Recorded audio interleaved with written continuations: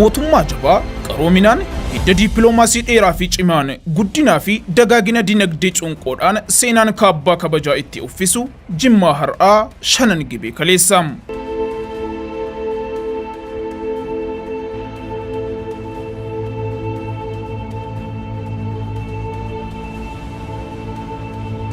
dhuma jaarraa 16ffaa fi jalqaba jaarraa 17ffaa keessa sadan maccaa Oromoo Ookoo Sibuu fi Caalliyaan kallattii kibba dhiyaatti imaluun galaana gibee ce'anii caffee mataa isaanii Odaa Hullee jedhamu hundeeffachuun sirna gadaatiin jalatti bulaa kan turan yoo ta'u bara 18 duwwaa haga 1835 keessatti mootummoota mataa isaanii gurguddoo 5 hundeeffataniin Limuu Innaariyaa, Guumaa, Goomma, Jimmaa Abbaa Jifaarii fi Giiraa kan jedhaman mootummoonni 5 gibee kunneen mootummoota lafa laggeen lama jechuunis laga gibee fi Goojab jidduu jiru kan waggaa guutuu rooba argatu irra qubatan yoo ta'an mootummoota sossooreyyii wiirtuu daldalaa fi muummee qaroominaa ta'uun mootummoota beekamtii guddaa argatan ta'aniiru.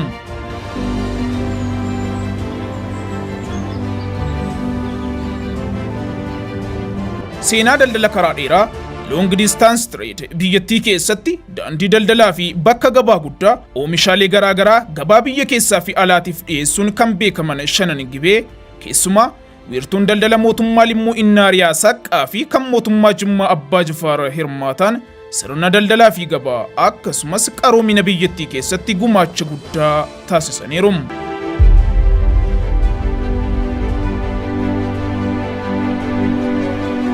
Egaan mootummoonni kunneen yeroo ammaa godina tokko ta'anii qabiyyeen isaanis godina Jimmaa jalatti kan argamuu fi bulan yoo ta'an aanaa dhidheessaa qofatu godina Buunnoo Biddillee jalatti argamam. Qaroominaa fi guddina dinagdeetiin sadarkaa biyyaa irra dabartee addunyaa irratti beekamtii guddaa kan horatte Jimmaan biyyoota Awurooppaa fi Eeshiyaa hedduu waliin hariiroo gaarii fi cimaa uumuun biyya dippiloomaasii Itoophiyaa ammaatiif bu'uura guddaa keessedha.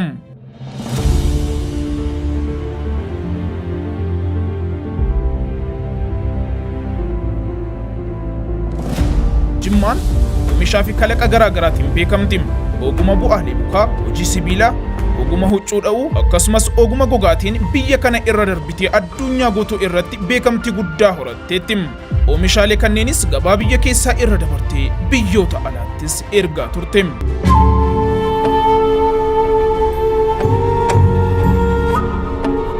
Akka biyya yeroo ammaa Itoophiyaa jedhamtu kanaatti saboonni fi sablammoonni martuu huccuu aadaa isaanii yeroo ammaa kana qabaniif bu'uurri Jimmaa ture.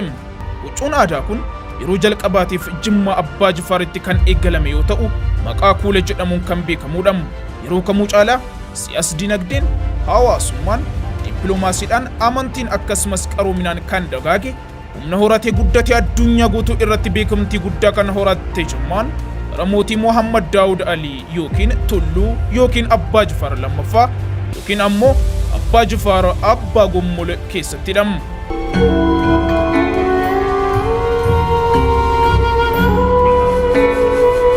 Mootiin Abbaa Jifaar Abbaa Gommol mootummaan Jimmaa sirna bulchiinsa gaarii fi tarsiimoo akka qabaatu, siyaas dinagdeedhaan akka jabaatu, uummanni duudhaalee waliin jireenyaa hawaasummaa gaarii akka horatuu fi gabbifatu gochuun akkasumas babal'ina amantaa Islaamaatiif dagaagina qaroomina Jimma keessatti lafa qabsiisuuf hojii gurguddaa hojjechuu mootii danda'an uumamaan nama dandeettii hooggansaa addaa qaban dafanii waa hubachuu, xiinxaluu, murtoo sirrii dabarsuu irratti nama jabaadha.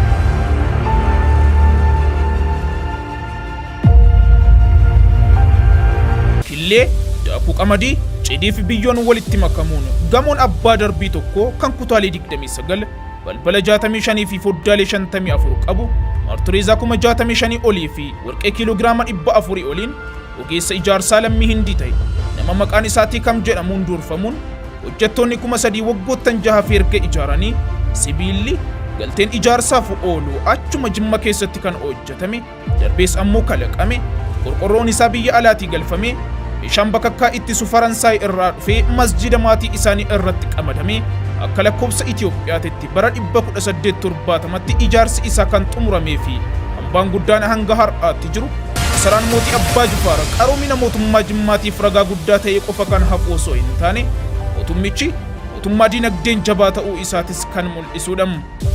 Mootiin Abbaa Jifaar mootummoota biyyoota garaagaraa waliin hariiroo gaarii qabaachuun seenaa hariiroo alaa biyya keenyaatiif mootii bu'uura guddaa kahanidha. Jimmaan biyya keessa irra dabarte Afrikaa hanga dachee Eeshiyaa fi Awurooppaatti fakkeenyaaf kanneen akka Saudi Arabiyaa, Faransaay, Zanzibar yookaan Taanzaaniyaa, Hindii, Turkii, Yemanii fi Misira dabalatee biyyoota addunyaa isaan biroo hedduu waliin mootummaan Jimmaa dippiloomaasii akka uumtu michooma gaarii akka qabaattu godhan mootiin Abbaa Jifaar Abbaa Gommol Muhammad Daawud Aliim. Jimmaan gama turizimiitiinis seenaa coonqoo qabdi. Daldaltoota jajjabeessuuf, investoroota hawwachuuf yookaan harkisuuf tarkaanfiiwwan adda addaa fudhatamaniiru. Investoroonni biyyoota akka Arabaa, Armeeniyaa, Hindii, Giriikii fi kanneen biyyoota biroo Jimma waliin daldalaa turani. Kutaalee addunyaa adda addaa keessatti beekamoo kanneen ta'an dhaabbileen daldalaa 25 Jimmatti damee banatanii hojjetaa turani. Bara 1897 Minilik yeroo jalqabaatiif konkolaataa yeroo gara biyyaatti galchu Abbaan Jifaaris Maartireezaa 12,000 konkolaattota 2 biyya Jarman irraa kan bitan yoo ta'u, seenaa keessatti Minilikitti aansuun konkolaataa lammataa biyya keessa nama seensise yoo ta'an, haaluma wal fakkaatuun baabura bishaanis gara biyyaatti seensisaniiru. Jimma gaafa jedhamu Islaamummaan biraa hafuu hin danda'u. Akka biyya Itoophiyaa ammaa kanaatti mootummaan Jimmaa Abbaa Jifaar mootummaa Islaamaa isa xumuraa yoo ta'u, amantaan Islaamaa Jimmaa fi naannawaa isii darbees ammoo biyyattii keessa akka babal'atuuf gumaacha guddaa taasiseera.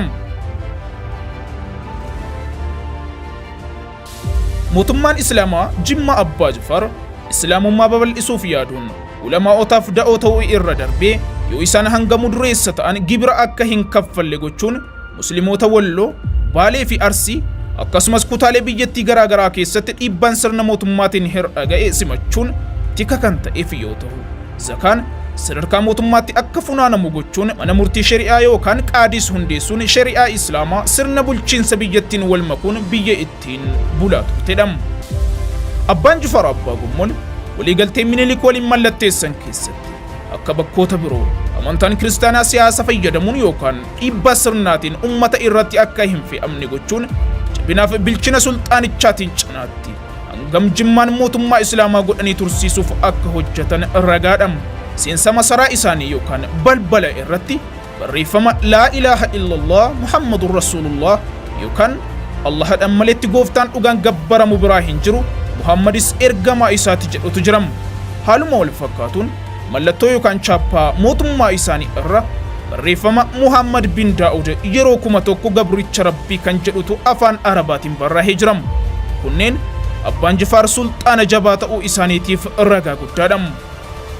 Waa'ee Islaamummaa Jimma keessatti kaasnan keessumaa gama bulchiinsaatiin shoora olaanaa ta'e kan taphatan masjida 40 dabalatee bara bulchiinsa isaanii keessatti masjidotaa fi madrasaa 360 ol kan ijaarsisan guyyaa Jimaataa sadarkaa mootummaatti dhimma Islaamaaf Muslimaa irratti qofa kan hojjetan waa'ee mootii Jimmaa Abbaa Booqaa Abbaa Magaal akkasumas yeroo jalqabaatiif Jimmaan keessatti hojii da'awaa bal'aa yeroo dheeraaf kan hojjetanii fi Sheikh Abdul Hakim dagachuun hin danda'amu. Naannoo bara 19 keessa maallaqa yeroo sana Maartireezaa 75,000 gamoon isaan Ka'abaa cinaatti ijaaran agarsiistuu guddaadha. Abbaan Jifaar Abbaa Gommol biyya irra darbuun sadarkaa addunyaatti hawaasa musliimaa tumsaa turani.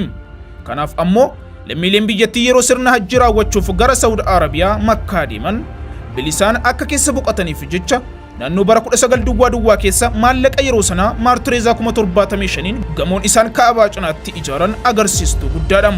Manni Abbaan Jifaar waqfiidhaaf Saudiitti ijaaran 3 ture.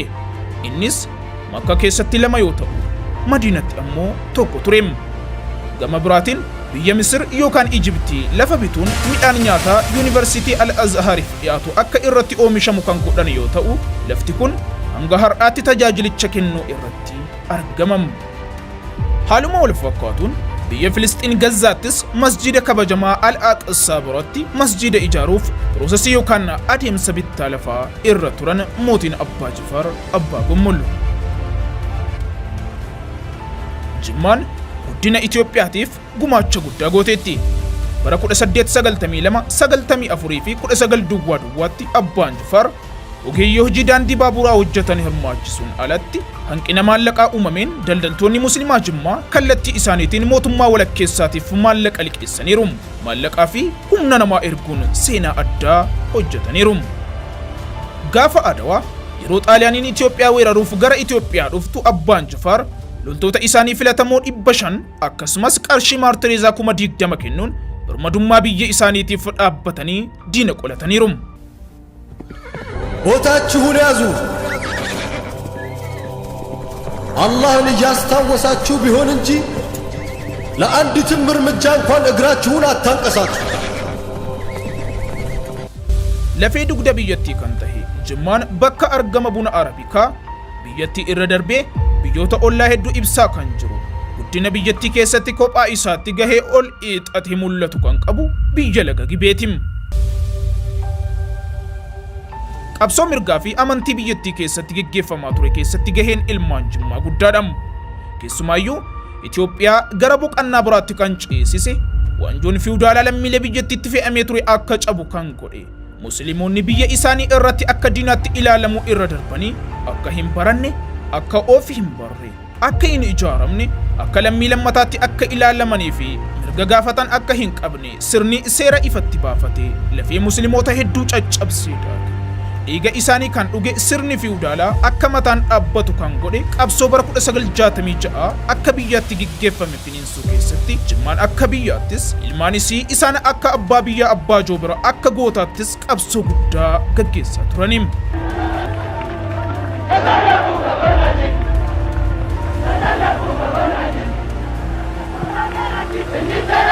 Musliimoonni Itoophiyaa akka lammii lammataatti ilaalaman gurmaa'uuf jaarmiyaa mataa isaanii qabaachuuf dhaabbilee faayinaansii fi kan kana fakkaatan horachuuf mirga isaanii kabachiifachuuf waggoottan dheeraaf qabsoo gaggeessaa turan. ይሄንን በሙሉ ልብ ኢኽዋን ከምንድን ነው እየፈራን ያለነው? እኛ ጦርነት አላወጅም፣ የማንንም እምነት መብት አልነካንም፣ የየትኛውንም ስርዓት አልተቃወምንም። ህገ መንግስቱ ይከበር ጥያቄያችን ነው። አሁንም ህገ መንግስቱን እናስከብራለን የሚሉት አካላቶች ህገ መንግስቱን ያክብሩት፣ በእምነታችን ላይ ጣልቃ አይግቡበት። ይሄው ነው ጥያቄያችን። Musliimas haa ta'u lammiileen Itoophiyaa amantaa biraa hordofu gaaffii mataa isaa hedduu qaba ture. Akka jaarmiyaa siyaasaattis haa ta'u akka kan amantiitti gaaffii mirgaa hawaasni biyyattii gaafataa ture bakkatti kan deebise Abbaan Jifaar jaarraa 21ffaa tokko bashaashaa keessa argame. Ummata jaallatamaa eebbifamaa miidhaga biyyaa ummata Jimmaa hundaaf magaala miidhagina Shanan Gibee bareedina Shanan Gibee giddu gala daldala lixa Itoophiyaa fakkii qaroominaa biyya hayyootaa biyya jaalalaaf walqixxummaa magaala seena qabeettii Jimmaa keessummoota taatanii alaa dhuftan hundaaf anaa dhufuu anaa cabsuu baga nagaan nu dhuftan jechuun barbaada. ብዙዎች ያሞገሷት የተወደሰች ለኢትዮጵያ ብቻ ሳይሆን ለአፍሪካም ፈርጥ የሆነችው ጅማ ተብሎ ካልሆነ ነገሩ ጅማ አባ ጅፋር ነው የሰው ልጅ አገሩ የተባለላት ጅማ የፍቅር የልማት የሰላም ከሁሉ በላይ ፈጣሪዋን የምትፈራ አገር መሆኗን ዛሬ በድጋሚ ስላረጋገጣችሁ እጅግ አድርጌ ላመሰግናችሁ ፈልጋለሁ። Bitootessa 2010 yookaan Apriilii 2018 Dr. Abiy Ahmed Ali ministeera muummee Itoophiyaa ta'an falaasama ida'amuutiin imalli gara badhaadhinaatti taasifame musliimoota biyyattii gaaffii mirgaa gaafataniif dhaabbata isaan fakkaatu horachuuf qabsoo karaa nagaa taasisaniif jecha yakka tokko malee murtiin hidhaa waggoottan darzaan irraa ta'u itti murtaa'e lammiilee biyyattii kanneen akka isaanii gaaffii garaa gaafatanii hidhaman kitila mana hidhaatii baasee jaalala labsee Itoophiyaa fi Eritiriyaa walitti araarse morkattootaan dorgomtoota jedhee bo'oo waliin biyyaaf hojjechuutti fidem.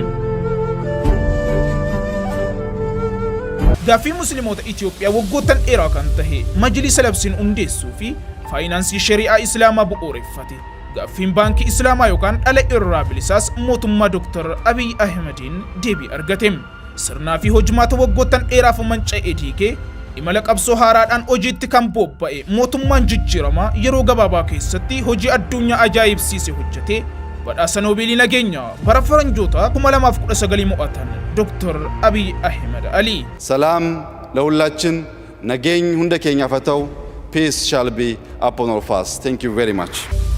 Hawaasni muslimaa walitti dhufee sirnoota amantaa isaa fi qophiilee garaagaraa sadarkaa biyyaatti addabaabaayii gurguddoo irratti akka gaggeeffatu biyya akka lammii lammataatti keessatti ilaalamaa ture keessatti haqni abbaa biyyummaa isaa dhokate akka hin afne siyaasa dinagdee guddina biyyattii keessatti muslimoonni akkuma isaanii akka hirmaatan biyya isaanii akka tajaajilaniif hojiin mootummaan jijjiiramaa Dr. Abiy Ahmed Aliitiin hojjetamaa jiru guddaadha.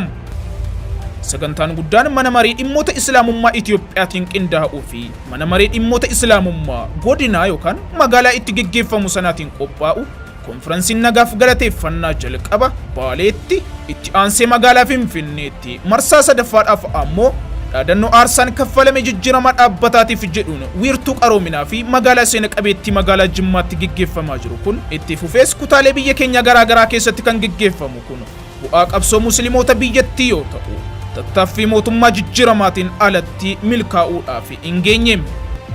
Jimmaan qe'ee jaalalaa fi nagaati qabeenya uumamaatiin kan badhaate biyya haara galfii ilmaan namaaf uumama maraati. Biyya hawwata turizimii hoomaa bosonni isii kanneen akka Bellee Xageeraa magariisummaa biyyattii dabaluu fi qilleensa mijataa burqisiisuu irra darbee manneen bineensota bosona kitilaa dammaa fi urgooftuuwwan garaagaraatiin badhaadheeti. Jimmaan biyya seena qabeettii biyya haara galfii biyya nagaa har'aa fi kaleessa.